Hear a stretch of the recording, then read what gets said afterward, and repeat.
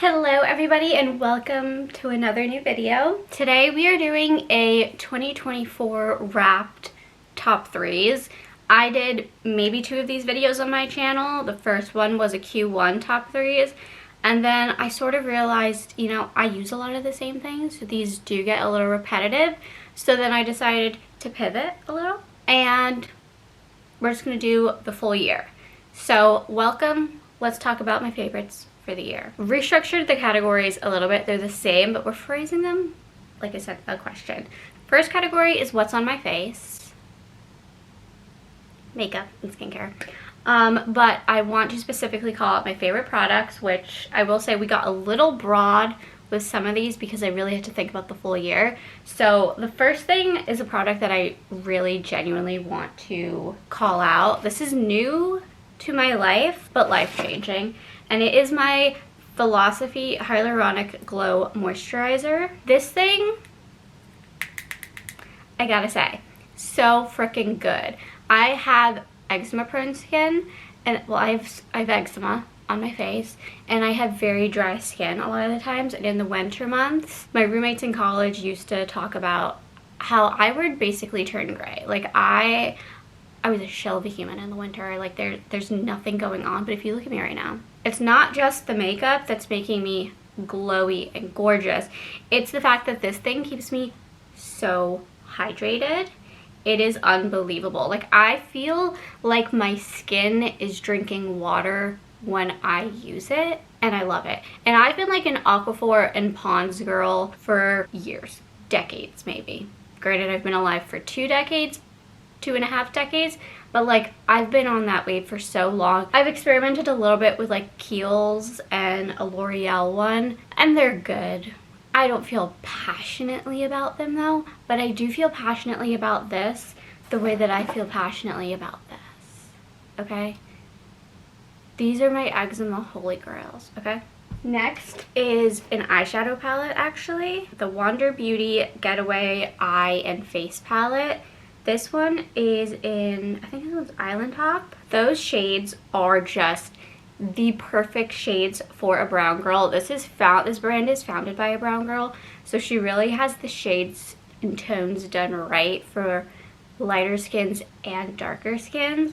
So I love this. Like if I'm going somewhere, like I will pack this one palette and I'm covered.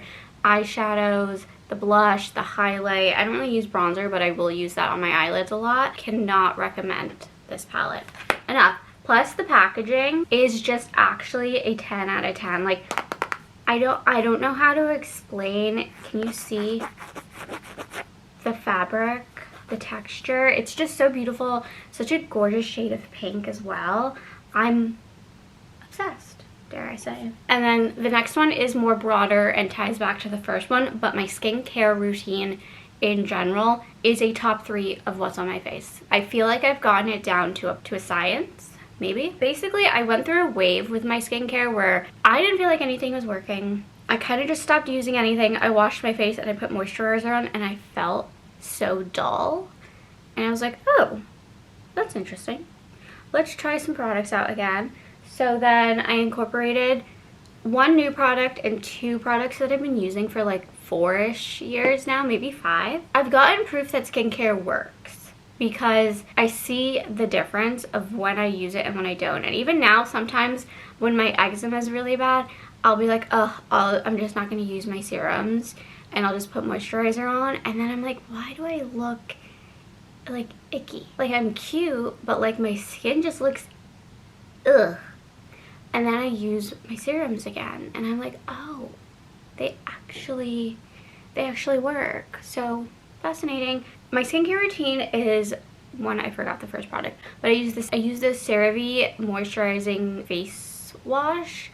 Then I use the CosRX Snail Mucin Essence. At times I don't feel like this does anything.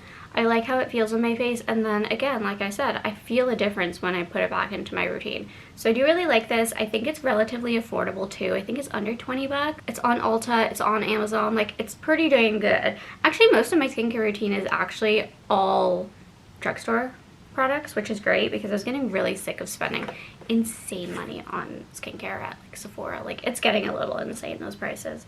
And then I use the Good Molecules Discoloration Correcting Serum. This one I've been using for like 5 years, and I'm addicted to this because this, I don't know if you can tell from here, but I tend to like get discoloration every single time I break out, so it always leaves a mark. Like, the mark is there longer than the breakout is there, but when I use this, it tends to fade a lot better. Helps a lot when I use a toner, but I've been kind of like in between on using toners, so I don't want to like fully talk about one for this year. Haven't committed to one. I use that. This one, I will say, I've had for a while. So this one isn't drugstore, but I use the Kiehl's Skin Strengthening Super Serum. But to be honest, like, it's not just this. I think it's just hydrating and like brightening serums in general. I've never honestly met a serum that I felt like didn't really do its job. So I would recommend this one. There's one from Good Molecules that I really love that I actually just ran out of, and that's why I'm using this one. I had this in like my back stock and love it. Like, I think a brightening serum and a hydrating serum are like the two things that my skin needs. Everything else is like not that necessary. I don't really need a vitamin C. I don't need to worry about all these different products. Like, I just need that, and everything else does the job. So I will admit this one was sent to me as well a few months back, but it's been something that I really like to use. And this is the Lion Pose Unspotted 4X, the Acid Jelly Night Serum. It resurfaces and retextures, so I kind of use this like a retinol. I don't know if like it falls under the retinol category, I'm gonna be completely honest, but I use it like a retinol. Like, I use it 2 or 3 times a week. This is not something I use all the time, but I feel a difference. I feel like I get a new layer of skin when I use it, and all that dead skin kind of goes away. Is that what this actually does? Not 100% sure, but I feel great. My skin feels rejuvenated, and it's just, honestly, the packaging itself is just kind of gorgeous. I love it. I mentioned this already. I top it all off with my Pond's. This is what I use at night. This is tried and true. It is the classic. This could not be a more gentle and better moisturizer to ever exist. Like, this is truly like, if there's nothing else on this world, I want this, and I want Aquaphor. And then similarly, the last thing I put on is my Aquaphor. I put it on mainly in my eczema spots, which is like around my mouth and in like the inner corners and under my eyes, and honestly just around my eyes. I get it all over my eyes. So these two are my hydrating holy grails. These ones are heavier, so I use these ones at night, and then the Philosophy one I use in the morning because it's a little bit lighter. It's easier to like layer makeup on top of it. Like, really soaks in, and I feel like it starts my skin in a really great way at the beginning of the day. For an eye cream, I don't use this all the time just because my eczema, so sometimes I'm scared to use products, and sometimes I just honestly I forget. But the last one is it's Philosophy again, and this is the Hydro Bounce Eye Gel. I really like this. I actually don't think this irritates my eczema that much. I'm just like, I don't think this triggers my eczema, but I don't like to put a lot of product on when I have the eczema around my eyes. So I'll just do Aquaphor on the in-between days, and then this on the days where my skin is being nice to me. That's what's on my face. Here's your proof. Proof is in the pudding. Next, we have what's in my hair. And let me tell you, this was a big year for hair because I did a big change. I don't know if you can tell. I got bangs. I got bangs, and honestly, I can't believe I denied myself this for literally 15 years. Could I have pulled this look off when I was 12 and originally wanted bangs? No. This came at me at the right phase of my life and when I needed it the most. So thank you, Paige DeSorbo and Sabrina Carpenter, for, you know, really making bangs have their moment and inspiring my latest look. So shout out bangs. Bangs are number one. Something that I use all the time with my bangs is my Hot Tools roller brush. I don't know what the official name is, but this, I just do a little dry here, tame the bangs a little, doesn't straighten them too much, and then when I want to do a blowout, this is what I use as well. I used to use the Revlon for years, And then I don't remember what happened, but I ended up getting this. This was pretty affordable. It was like 80 bucks. The girl at Ulta said like, this is the best product for the best price. Or I guess for the price range. I didn't really want to spend more than 100 bucks on something. And I love this. I think I get some of the best blowouts with this. I can really curl it. I'll twist it, everything. In the past like year and a half, I think, if you've seen a blowout on me, it was this bad boy. So good. Changed the game. The last thing of what's in my hair also has a little bit to do with the bangs, but majorly has to do with really falling back in love with my curly hair routine. I've gotten really lazy. I like really discovered it in 2019, 2020, was really dedicated to it, mainly because I had the time. I had nothing better to do. I was showering and working in 2020 and watching Vanderpump Rules. There's basically nothing else on my to-do list. And now, one, the roller brush has changed my life, so I've really been obsessed with blowouts, but like some days you just need a curl. And I started incorporating a mousse into my routine, specifically the Aussie America curls. I really like their shampoo. I think their shampoo is the best for my hair when I want to go curly, so I trust their products. And it is pretty good, I will say. I like it. I have wavy hair, and so I was using like a curl defining cream and like a curl oil or something like that for a while. I felt like it was a little heavy. I didn't get too much definition, and then I kind of fell into Wavy Talk, and they talk about a mousse. And I like the, like, as much as I want tight curls, that's just not my hair texture, so I'm not gonna get that with curl defining or curl defining gel. Mousse is what I need, so I will do this. I'll do the curl defining gel just to like kind of define the curls, and then I put the mousse in, and I'm not expecting like these super big bouncy curls that I used to get. I think also my hair is just longer, but now I get like a nice like touchably soothed. I feel like the waves last longer with the curls. They curl and then like a day later I sleep on it and they're gone. I feel like they last longer. I also started incorporating wearing my hair in a loose braid at night instead of doing the pineapple method, and that I think has also changed it because you get a little curl when you braid your hair. So that's what's in my hair. What I'm doing? What are my top 3 things that I'm doing? Well, the first thing is my Kindle. And I love it. If you don't know me, I'm blind as a frickin' bat, and I like to lay down when I read, so it's not always possible, one, when I'm wearing glasses and reading at night, and two, just like with an open book, as much as I love an open book. But with my Kindle, I'm currently reading The Shadow of the Wind. This was recommended to me by my brother and my mother. I have the font so big because I can take out my contacts. I don't have to wear my glasses. I can have my Kindle this far away from my face and read, and then the second I get sleepy, I can just turn it off and go to bed. Because the worst thing is when you're reading and then you're like, oh, okay, I'm really tired, I gotta take off my glasses and put it away and then go to sleep, and then my brain's kind of been like activated and then I'm not sleepy again. This is just like, okay, I love her. I love her so much.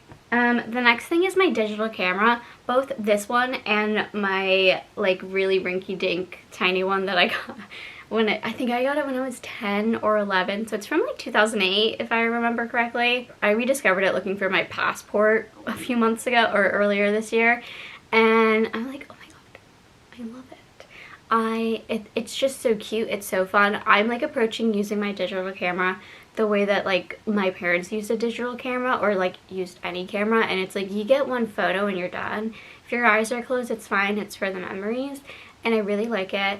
I have recently watched a TikTok that terrified me that I'm going to lose all my photos on the cloud for some reason, which is just so funny because I feel like people with print photos were like, oh my god, I'm losing all my photos, let's put them on the cloud. I've gone reverse, and now I'm like, I need to have some memories, photo books. So I've gotten into scrapbooking, I've gotten into printing out photos and photo albums, and that's where I'm at in life. And then my last thing, F45. Which I never thought I would say, but it's F45. I really like it. I was really intimidated to go for the longest time because it is HIIT workouts. It's really intense. The people that I know go and the people I see go are so freaking fit. But I went, I did an intro class. I did the hardest intro class, which was like actually psychotic of me. I go at 7 a.m., which is another thing that's psychotic of me because I'm not a morning person. And I wake up at 6, I go to F45 twice a week, and I love it. It's so good because I like being told what to do. I like just like, it's quick 45 minutes, I'm good to go, and I'm done. And I really start to see progress. Like, my legs are a lot more defined. My arms, like, they don't look defined, but they feel it. Like, I actually have a muscle. I still need to work on my cardio. I never go to a cardio at 45 class. I did that once for my intro, and I was ready to kill myself. And I said, no, never again, Amber. You're just going to go to Planet Fitness and walk on the treadmill. But, like, I actually have arm muscles. Granted, I only lift the 9-pound weights at F45, but still. Are you seeing that? I don't know how they flex. But next section is what I'm wearing. First thing is, comes as no shock if you've been on my Instagram at all, but it's sequins, especially a sequins skirt. I have just like, I've been on the sequins train. I wore sequins pants to an Adidas Fashion Week party, I think 2023, something like that. And I was like, I need to normalize sequins in my everyday fashion. I need to wear it more. It's not just for New Year's. It's for going out. It's for just a fun day. So I have this sequin skirt that I love so dearly. I love a statement piece in an outfit. I think that really is what makes something pop. And I just love sequins. I love to sparkle. What else do I love? I love the color green. Does that shock you? The color, however, is not either of these shades of green. It is actually, some may say chartreuse. I may say, I don't know. So I have this skirt. It's kind of like, I don't know if it's gonna read that well. It looks more gold on camera right now, but this is like a very sort of muted chartreuse, I'd say. And then I have a sweater that's a little bit more highlightery chartreuse from Topshop. This is my favorite shade. It's just, I love green. I think green looks really great on my skin tone. It's my favorite color. And I don't know what it is, but the pop of color, it just like, it stands out without being a difficult color to wear, if that makes any sense to anyone. And I love it. I'm obsessed. I want everything in this color. I'm wearing a lot of green, and I love it, and I don't care. And I love chartreuse, I guess. If it's not chartreuse, this is embarrassing. Please tell me if I'm wrong.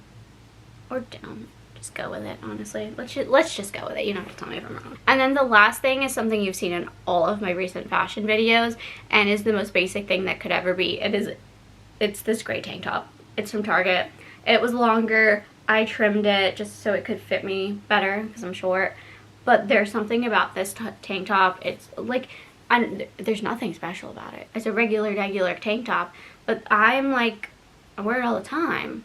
I wear it with jeans, I wear it under things, I wear it under my sweaters. It just does the job. I have this in white and gray, and I just wear them at least once a week, maybe twice, maybe 3 times, maybe 4 times. I wear it all the time. I can't help it. Just think they're great. What I'm listening to, I used to listen to a lot of those, like, not self-help, like female founder, inspirational, women in business podcasts from like 2020 to 2023, and then I hit burnout, and I was like, no one talked to me about anything about running a business. I hate it. Turn my brain off. I can't function. And I've turned it to Girl Talk podcasts.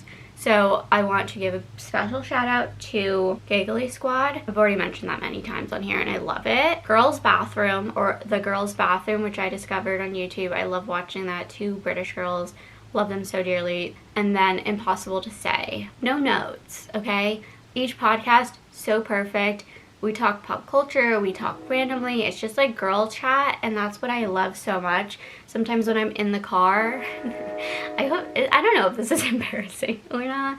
My friend laughed at me when I told her that. But like, when I'm in the car and like I want to be on the phone with someone, or I want to have a conversation with someone, and maybe I'm just like not in the mood to actually talk, I put on these podcasts and I'm like, oh, okay, I'm just listening to my 2 friends talk. They're just chit-chatting about something. I'm on the sideline. I'm listening.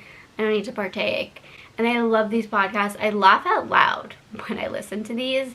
Girl Talk podcasts have changed my life. The next one is actually a playlist that I made. Not to toot my own horn, but I have a playlist If you want to follow me on Spotify, I don't think I'm worth following on Spotify, I'm going to be honest with you. I'm very much my own music taste and no one else's. But I have a podcast called, I don't know if you can read that, Eclectic Oldies But Goodies. And these are just songs that hit from my MP3 player days and my iPod days. These are songs that I had. They're like 80s, 90s, 2000s. Some are even a little bit like later 2010 songs. But songs that are just like, when you think back of like old nostalgic songs, like that's what it is. Like I've got Fall Out Boy and Fleetwood Mac, Lips of an Angel, got Avril Lavigne, Nickelback, Breakfast at Tiffany's, Kryptonite, She's So High, 1985, Gives You Hell. And then like if you go further down, I've got La La La with Auburn and Ayaz, Every Time We Touch, Please Don't Go, right above it, Hella Good, Linkin Park. Like this is very eclectic. We go from like classic rock to 80s to 2000s rock to late 2000s pop to, I don't even know. But I love this playlist. I listen to it all the time. And then the last thing that I've listened to, if I'm not listening to my eclectic oldie but goodies playlist, is just pop girlies in general. If you watched my Vlogmas, I did my Spotify Wrapped, and it was all the pop girlies. It was Taylor Swift, it was Chaperone, it was Sabrina Carpenter, it was Olivia Rodrigo, and that's really all I've had on repeat for the past, I'd say since March. That's all I've listened to. That is all I've listened to. I even made a specific playlist, Girly Pop on the Brain. It's just them with the occasional Diet Pepsi on here because I'm obsessed with that song by Addison Rae. And then we have an occasional Taylor, like an occasional Charlie XCX appearance, but like that, this playlist and that last playlist on repeat. Nothing else matters in my life. And that's what I'm listening to. Thank you so much for watching. Thank you so much for tuning in. Please let me know if you like any of the things below. Let me know what your top 3s are from each of these categories. I'd love to know. I'd love to discover new things, especially podcasts, playlists, fashion, any of those. Really interested in knowing what other people do because I'm looking to expand my horizon a little. So please like, comment, subscribe. Like I said, let me know what your top 3s are. Let me know if you like the video. Let me know your thoughts on anything. I just want to hear from you. Let's chit chat. Let's talk, okay? We're so happy to have you. I love you so much. And if I didn't make direct contact with you because of the viewfinder, I'm sorry. I'm so sorry. Thank you so much again.